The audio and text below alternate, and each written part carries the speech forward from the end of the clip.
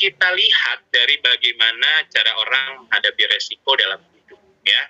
Nah, ini juga sering ya teman-teman, sebenarnya mungkin udah sering mendengar hal ini. Tapi kita contohkan aja dari satu ini deh ya, dari satu pekerja yang dimana dia adalah pekerja driver online, ya. Kita sebut aja siapa ya, si Big Jack deh misalnya ya. Jangan yang itu ya, kita sebutnya Big Jack. Wah, ini ada teman saya nih, seorang Big Jack gitu ya. Dia tuh pekerjaannya adalah driver online, ya, ya mengantarkan makanan, mengantarkan penumpang dan lain-lain. Nah, dia sadar betul, ya teman-teman ya, dalam pekerjaannya dia itu resikonya tinggi banget, ya kan? Ibaratnya dianya udah hati-hati, mungkin orang lain tidak hati-hati ya. Pokoknya dia tahu deh. Nah, yang pertama untuk gimana sih cara menghadapi resiko dalam hidup? Yang pertama kita ada yang namanya menghindari resiko. Nah, ternyata si Big Jack ini ya, mungkin teman-teman tahu ya, pasti ada komunitasnya. Ya. Ada komunitasnya. Nah, artinya apa? Berarti kalau terjadi hal sesuatu, misalnya di daerah barat misalnya gitu ya, atau pusat gitu ya, ada terjadi pembegalan ya. Kalau teman-teman tahu tuh ya, baru kemarin tuh yang rame ya, ternyata kalau begalnya di ya terjadi di situ ya, pembunuhan di situ, padahal itu membela diri. Awalnya salah loh teman-teman ya. Wah, itu luar biasa ya, polisinya pun mungkin bingung tuh ya jawabnya gimana ya. Cuman alhamdulillah udah ada jalan terangnya ya, bahwa ya itu kasusnya ditutup. Nah, intinya pastikan dia akan info, wah di daerah sini, daerah X sedang ada sudah terjadi pembegalan. Akhirnya kalaupun dia harus menerima order ya ke area sana, ya berarti dia nggak usah ambil ya, mendingan deh. Yang penting saya bisa terhindar dari resiko yang tadi sudah terjadi. Nah gitu ya, akhirnya dia itu dengan pola konsep menghindari resiko. Nah yang kedua apalagi nih? Menerima resiko. Nah yang tadi tuh dia paham benar tuh, ya sadar betul akan resiko yang terjadi di jalanan ya, karena memang itu salah satu dari pekerjaannya dia ya. Ya dia kehujanan, ya dia kepanasan ya, terus juga mungkin bisa ada resiko tertabrak dan lain-lain, kepleset dan lain-lain di jalanan. Tapi dia terima karena ini yang bisa saya lakukan untuk menafkahi keluarga saya. Nah gitu ya, jadi menerima resikonya. Oke ya, karena memang ini pekerjaan saya. Yang ketiga ada mengendalikan resiko. Nah, karena dia tadi sadar, artinya banyak resiko yang terjadi di jalanan. Akhirnya apa? Ya udah, dia mempersiapkan minimal bisa meminimalisir. Nah, minimal bisa meminimalisir itu bagaimana? Ya artinya dia bisa pakai helm yang SNI, ya, jaket yang tebal, sepatu yang tebal, celana panjang, ya, terus juga sarung tangan. Pokoknya perlengkapan berkendara. Ya, akhirnya dia bisa mengendalikan dengan meminimalkan tadi resiko yang akan terjadi. Nah, gitu ya. Terus yang keempat apalagi? Ada yang namanya mengalihkan resiko. Nah, dia sadar nih. Dia sudah mengerti sama yang namanya asuransi, ya. Nah, jadi untuk mengalihkan resiko ini, ya, dia membeli atau ibaratnya ada dua yang dia beli ya. Ibaratnya untuk dia pada saat kecelakaan dan juga kendaraannya, ya. Nah, karena memang dia syariah ya teman-teman ya, dia juga yang ada yang namanya berbagi resiko. Jadi memang untuk berbagi resiko ini kan artinya semua sepakat ya, si peserta tersebut atau si Big Jack tadi yang dimana dia adalah pencari nafkah utama buat keluarganya, ya udah dia akhirnya membeli yang namanya asuransi yang di basisnya syariah dengan konsep yang namanya berbagi resiko ya dengan sesama pesertanya. Tapi kan dari situ dia sadar, saya nggak cuma hanya menolong, tapi saya juga bisa ditolong dari konsep berbagi resiko ini. Nah gitu ya kira-kira ya teman-teman ya, ibaratnya gimana sih cara orang bisa menghadapi resiko dalam kehidupan. Nah sekarang kalau kita tarik garis lagi ke belakang untuk membicarakan yang namanya kehidupan gitu ya, itu kan kehidupan dan rencana keuangan itu kan ya memang selalu berdekatan ya teman-teman ya.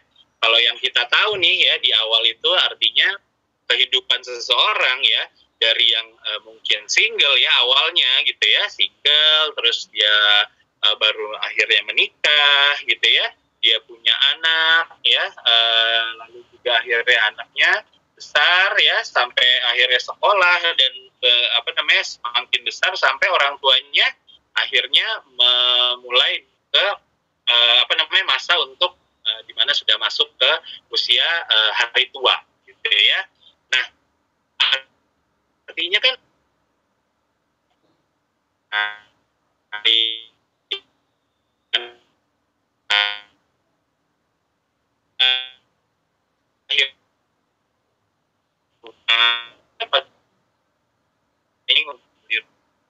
jangka menengah, jangka pendek, sampai juga jangka panjang. Terus juga akhirnya mungkin mobil pertama ya dia beli untuk sama untuk keluarganya gitu ya, dan juga pendidikan anak sampai dengan si orang tuanya tersebut tercapai, sampai akhirnya di hari tua dia punya rencana gitu ya, rencana keuangan untuk apa? Untuk bisa membangun usaha mungkin, untuk jalan-jalan, untuk apapun. Pokoknya yang mau dilakukan di hari tuanya nanti gitu ya. Nah, ternyata nggak cuma itu ya teman-teman ya, di dalam kehidupan itu adalah yang namanya resiko ketidakpastian ya. Ya artinya kan kita tidak tahu apa yang akan terjadi gitu ya. Mungkin di setahun mendatang ya, atau 2 bulan, atau bahkan besok gitu ya, kita tidak tahu. Nah, apa tuh resiko yang ketidakpastian tersebut? Nah, ini yang namanya resiko kehidupan, yang teman-teman pasti juga udah tahu juga ya.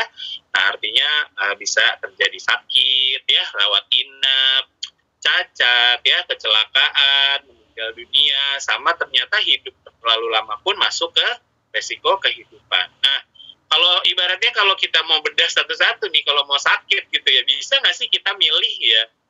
Saya pengennya bersin deh ya Allah gitu ya, misalnya doanya gitu ya. Nggak bisa ya teman-temannya, kita nggak bisa milih itu kita mau sakit apa ya, terus rawat inapnya misalnya mau milih pokoknya VIP deh gitu dah.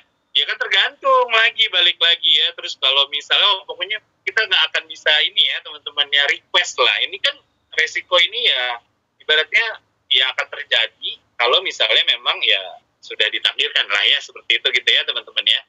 Bahkan ternyata hidup terlalu lama itu masuk ke resiko kehidupan juga. Kenapa? Karena berhubungannya apa? Sama dengan finansialnya gitu ya.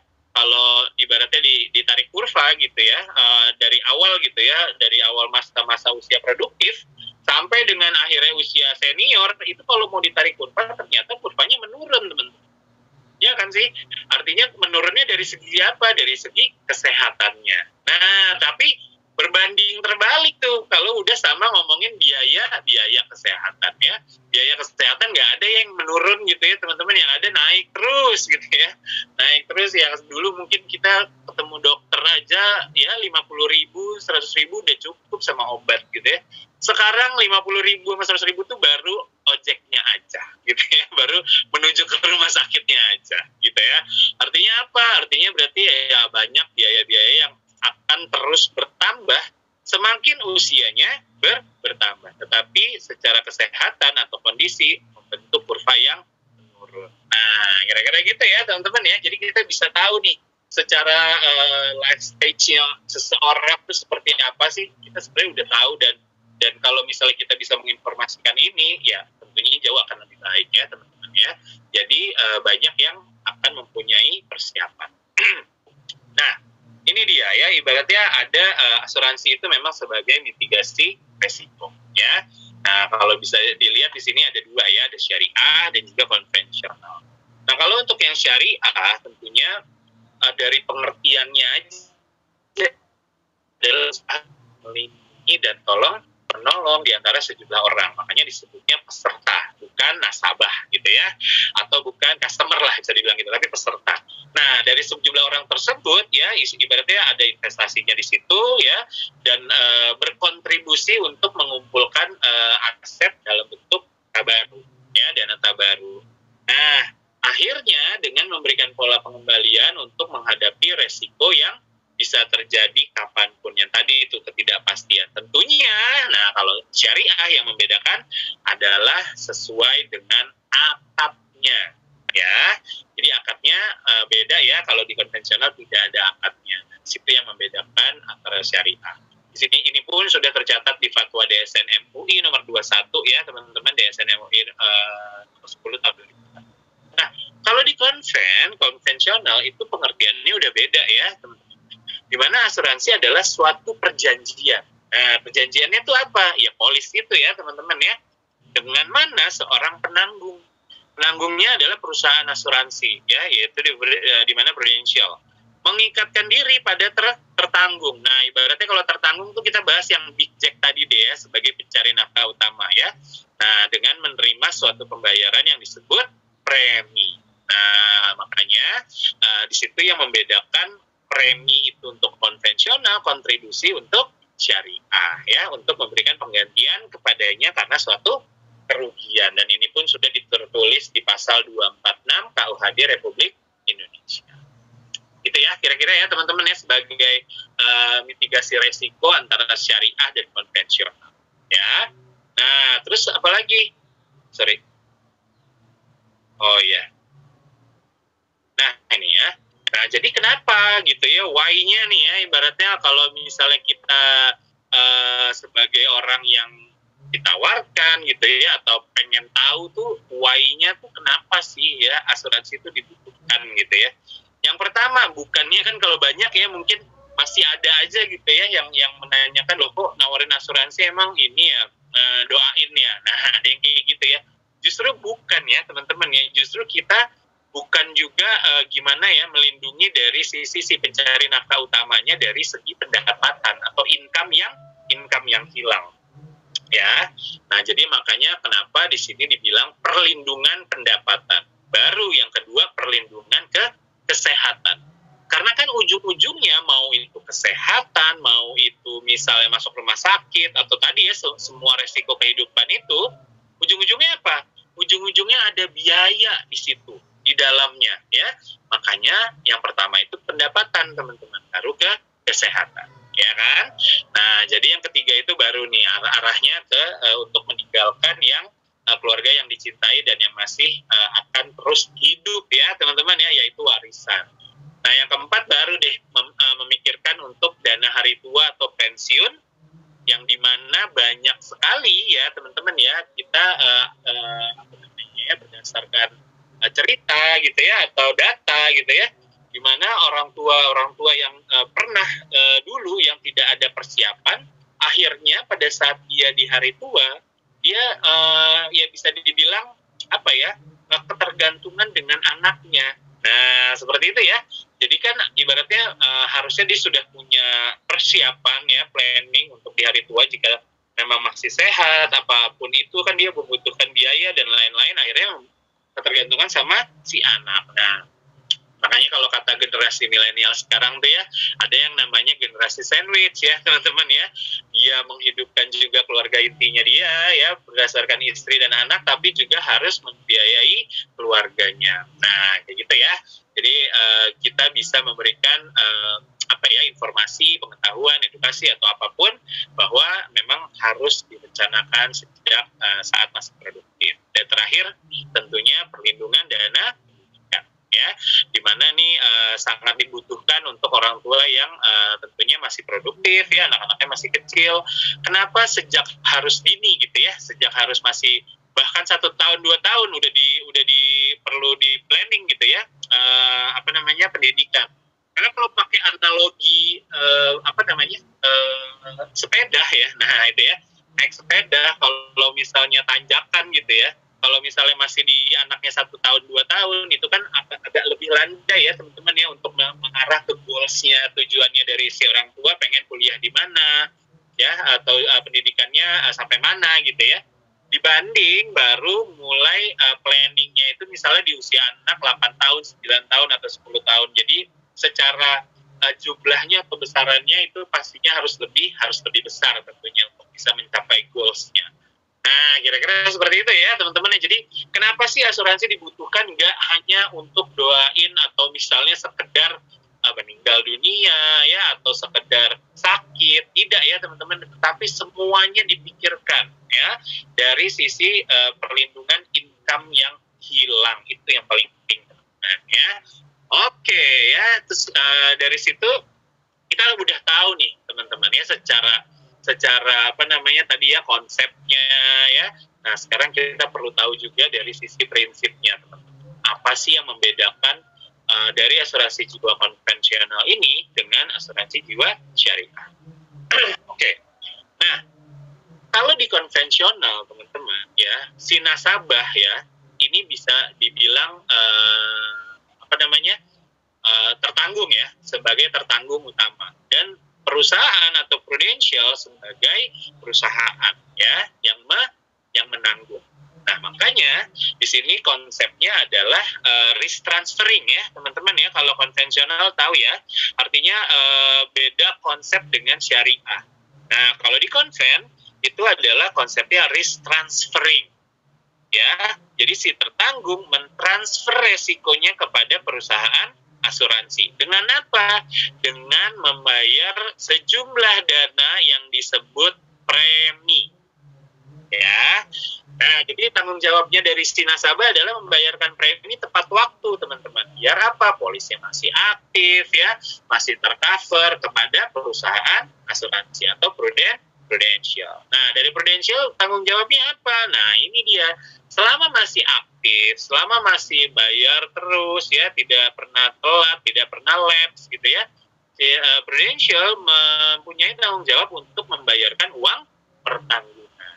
Nah, uang pertanggungan kalau si nasabah terjadi resiko. Nah, ini yang disebut tadi ya, nasabahnya adalah tertanggung ya, tertanggung utama ya, bisa dibilang juga seperti itu, karena dia adalah pencari nafkah utama, kayak si Big Check tadi deh ya, kalau kita contohin.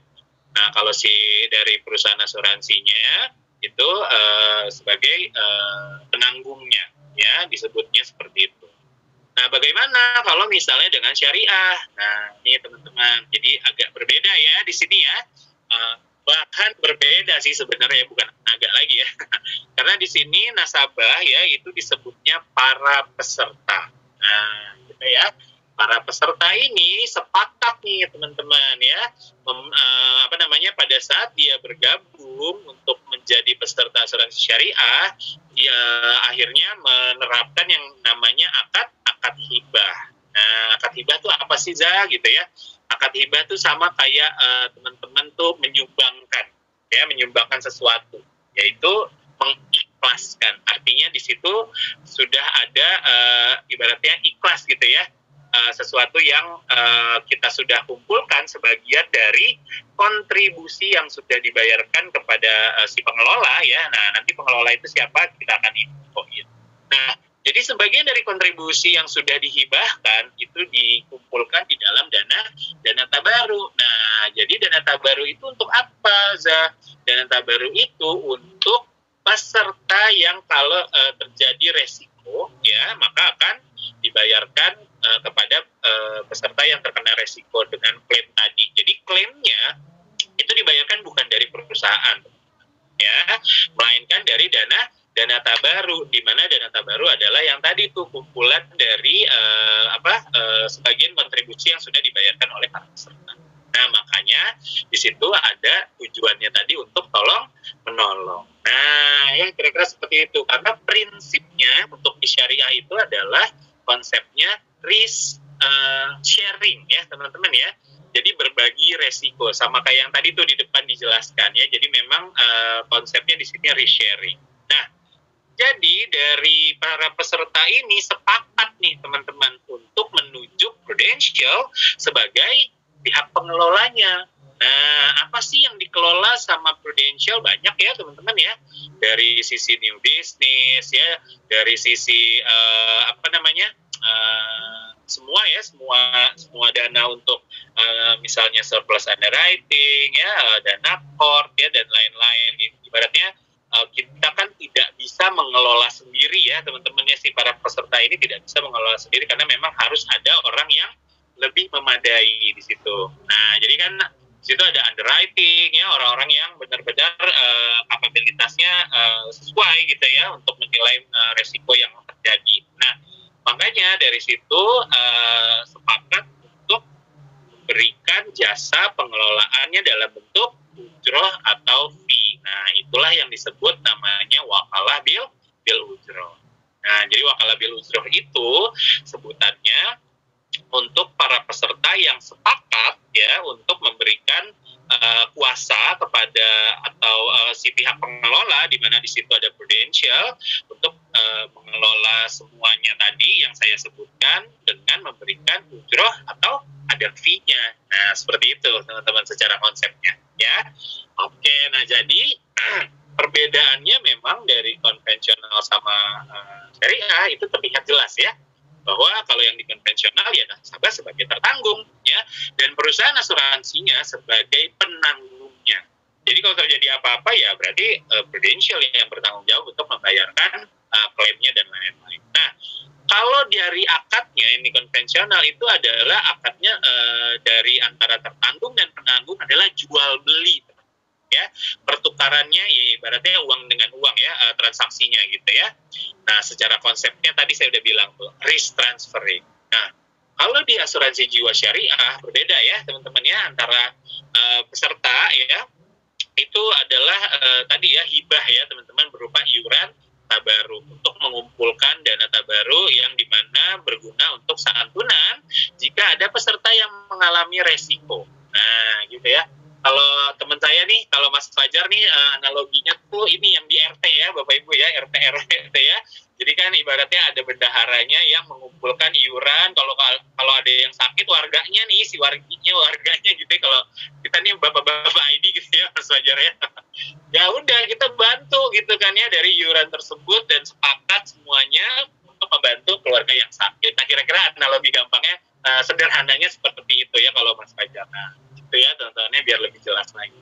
Terus juga akadnya yang tadi saya bilang tuh, kenapa kok ada wakalah bil ujroh di situ, yaitu untuk pengelolaannya teman-teman ya, yang tadi ya secara sepakat menunjuk pihak pengelola untuk diberi kuasanya gitu ya, tentunya dengan adanya ujroh atau fee ya.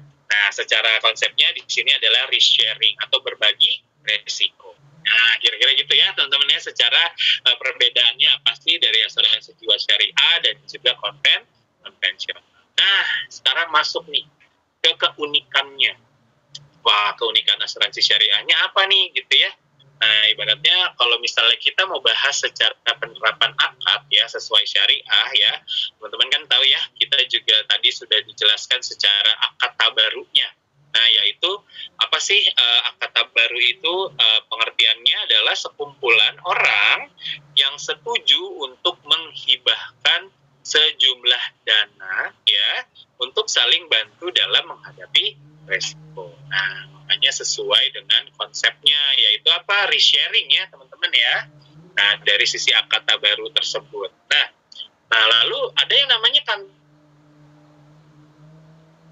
dana yang sudah terkumpul ya berdasarkan dari kontrak tabaru tersebut yang kolektif dari peserta. Nah, tadi ya ibaratnya dari sebagian kontribusinya masuk ke dana tabaru itu tujuannya untuk apa? Dikumpulkan untuk membayarkan atau membantu ya, ibaratnya membantu peserta yang terkena resiko. Resikonya apa aja sih? Banyak ya teman-teman, dia bisa sakit, meninggal dunia gitu ya, tergantung dari produknya deh, istilahnya seperti itu. Jadi kegunaan dana tabaru untuk membantu nasabah atau peserta yang terkena resiko. Nah, secara konsep ya itu adalah risk sharing ya teman-teman ya.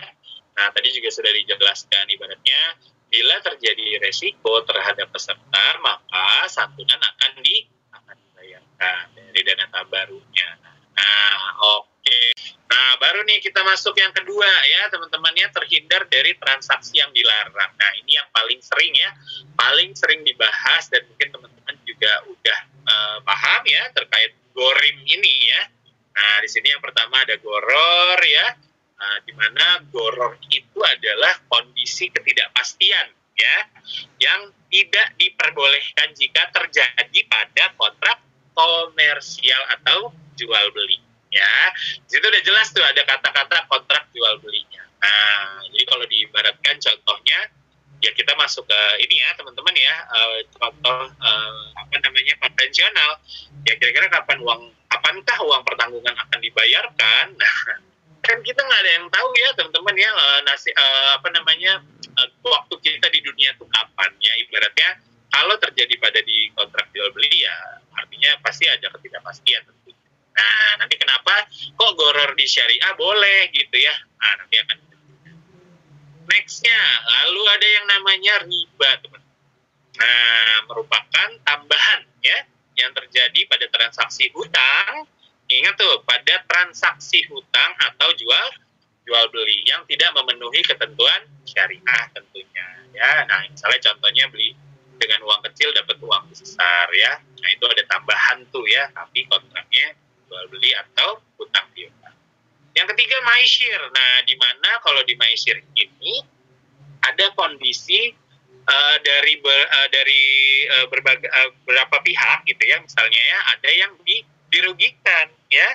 Nah, jadi kalau di transaksi yang dilarang dalam syariah tuh, nah ini contohnya nih, nasabah membayar premi 1 juta per bulan ya, selama 6 bulan, kemudian meninggal dunia, nggak usah 6 bulan ya, 3 bulan aja deh ya, terus dia meninggal dunia, klaim diajukan dan perusahaan asuransi membayarkan UP 500 juta. Nah, berarti, wah, ada yang merasa nih, loh, saya tuh udah 5 tahun loh bayar premi 1 jutanya per bulan gitu ya. Kok dia baru 3 bulan udah dapat 500 juta, nah, gitu ya. Jadi merasa ada yang dirugikan. Nah, itu biasanya terjadi di konvensional. Kalau misalnya berpikiran seperti itu ya, teman-teman ya. Nah, tetapi kalau di syariah nih, kenapa sih kok di syariah secara goror boleh, tapi nggak ada riba dan nggak ada maisir ya. Nah, jadi kalau bisa dilihat nih teman-teman, goror diperbolehkan di tabaru ya.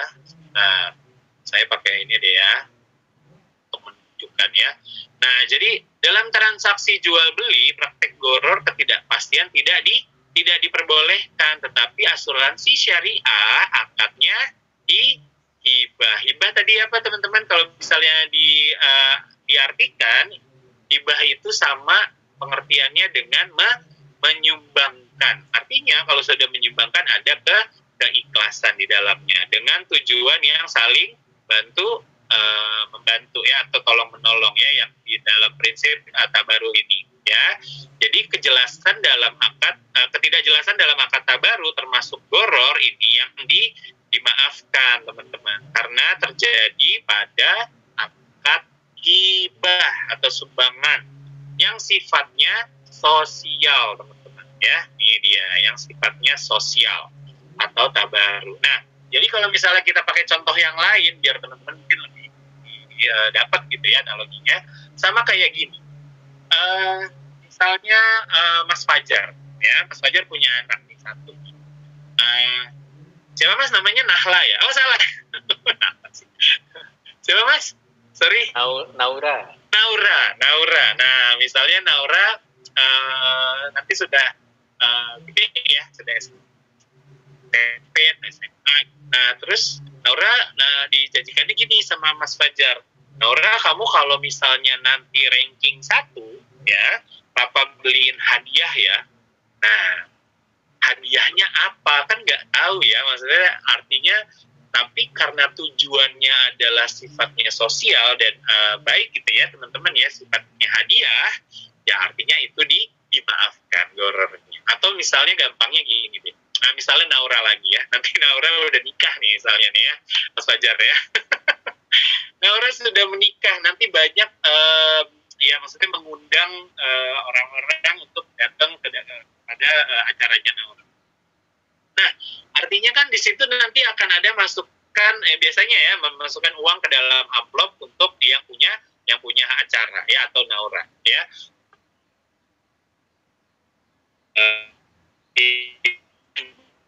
Itu kan kita nggak nulis ya amplopnya isinya berapa, ada yang mungkin 5 miliar gitu ya, amin, 1 juta ya, atau 500 juta ya, atau bahkan 2.000 ya teman-teman ya, kita nggak ada yang tahu, tapi karena memang sifatnya lagi-lagi untuk sosial atau sifatnya hadiah, jadi dimaafkan. Nah, itu salah satu contohnya ya teman-teman ya.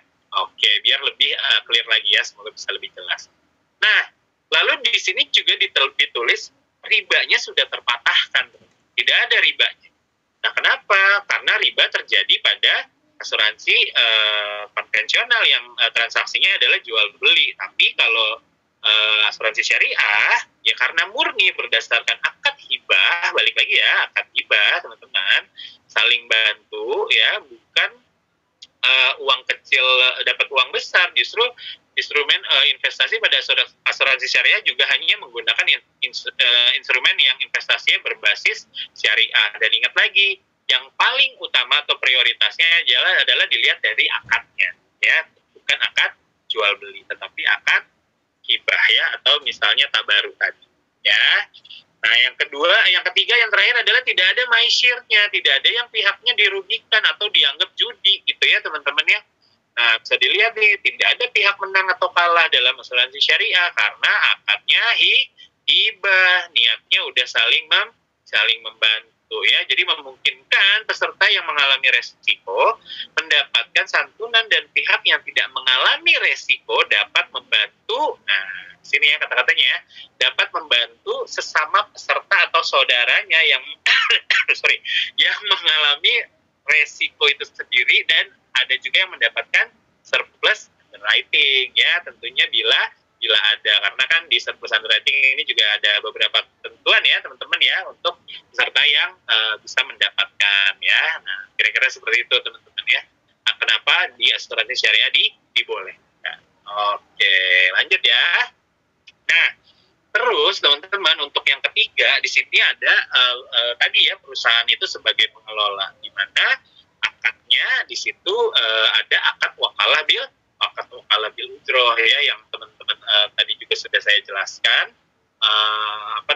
Akad wakalah bil ujroh ini untuk lebih ke arah nih ya teman-teman ya, perusahaan sebagai wakil yang diberikan kuasa akan pengelola dana tabaruk, dan atas jasa tersebut perusahaan berhak menerima upah atau ujroh. Nah, jadi memang peserta di sini sebagai muwakil ya disebutnya teman-teman, pemberi kuasa sepakat nih ya tadi ya, sepakat untuk memberikan kuasa kepada si pengelola atau perusahaan ya, pengelola dana tabaruk, dan akan memberikan ujroh atau upah atas jasa tersebut.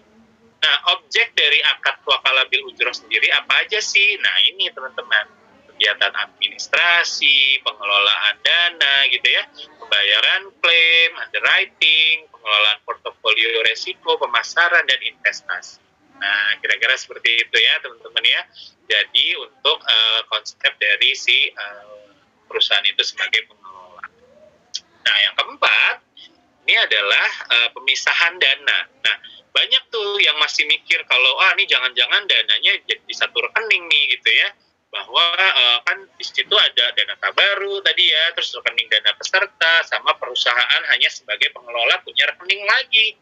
Nah, jadi tidak dijadikan satu teman-teman ya, dijadikan pemisahan rekening satu sama lainnya berbeda ya. Artinya kalau tabaruk ya dia punya rekening sendiri, kalau investasi peserta ya dia punya rekening sendiri, dan juga begitupun perusahaan punya rekening sendiri. Untuk apa? Untuk pembayaran ujroh tadi dan lain-lain ya. Nah, ibaratnya seperti itu, ada pemisahan dana di dalamnya. Terus yang kelima, pengelolaan dana investasi sesuai dengan syariah ya. Jadi tidak ada tuh yang di luar dari syariah. Misalnya tadi ya, perusahaan-perusahaan yang dalam investasinya, misalnya ada perusahaan rokok, ada perusahaan minuman keras gitu ya, dan juga bank-bank konvensional ya. Ibaratnya asuransi jiwa syariah itu hanya dapat dilakukan pada instrumen investasi yang basis syariah seperti deposito syariah ya, saham syariah, reksadana syariah, dan lain-lain ya. Jadi tidak ada yang bertentangan dengan syariat Islam. Nah, ini yang paling penting ya teman-teman ya. Selain dari potensi pembagian surplus underwriting ya, nanti ada juga yang namanya diawasi oleh Dewan Pengawas Syariah.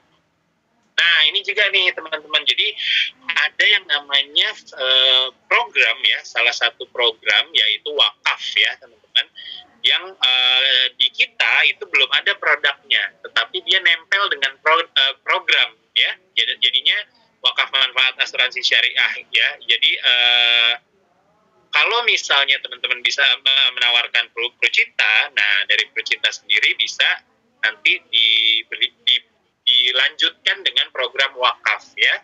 Nah, jadi di sini yang pertama wakaf untuk asuransi santunannya ya, santunan asuransinya saja dia bisa maksimalnya sampai 45% dan juga 95%. Tentunya ada syarat dan ketentuan yang berlaku ya teman-teman ya. Kalau pengen lebih detail lagi nanti minggu depan nih teman-teman di tanggal 29 ya. Kalau 28 ya, hari Jumat. Kita masih ada training ya, walaupun itu sudah mendekati Lebaran. Nah, itu akan dibahas terkait ayo kita wakaf tuh. Teman-teman ikut lagi ya, biar lebih jelas lagi mengenai wakaf itu sendiri. Investasi nilai tunainya aja juga bisa teman-teman ya. Jadi dua-duanya pun juga bisa. Santunan asuransinya dapat plus nilai tunainya cair, itu bisa diwakafkan juga. Nah, luar biasa ya.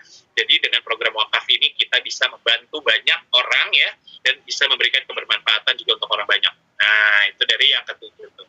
Ini dia teman-teman. Yang menurut saya ini adalah udah tidak bisa diganggu-gugat ya, bahwa sudah terdapat Dewan Pengawas Syariah atau DPS di dalam Prudential ya.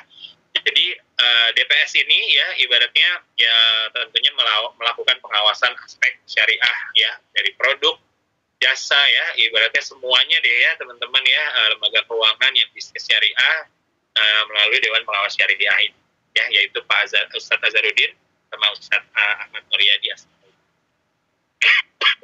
Sorry teman. Nah gitu ya, kira-kira biar lebih jelas lagi dari apa yang sudah disampaikan. Nah, jadi di sini ditanya ini, masih ragu dengan asuransi syariah ya. Apalagi kemarin kita sudah spin off ya teman-teman ya, untuk dari PSLH itu sendiri ya. Nah, jadi tentunya teman-teman bisa menginformasikan juga nih bahwa kalau misalnya ada nasabah yang mungkin masih ragu gitu ya, nah kita tuh sudah ada ya ibaratnya terdapat fatwa-fatwa dari Majelis Ulama Indonesia yang tentunya yang paling sering dibacakan atau diinformasikan, yaitu yang nomor 21 DSM MUI nomor 10 tahun 2001 ya. Terus juga ada Muslim World League atau Liga Dunia Islam ya pada tahun 1978, dalam muktamarnya menyatakan majelis sepakat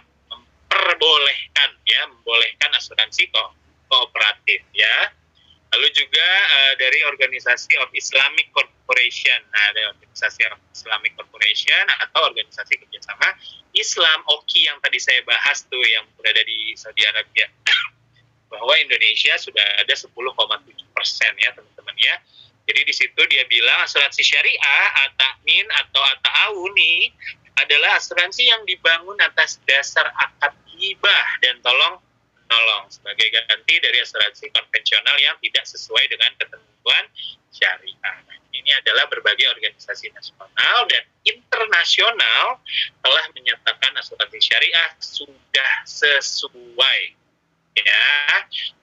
prinsip syariah.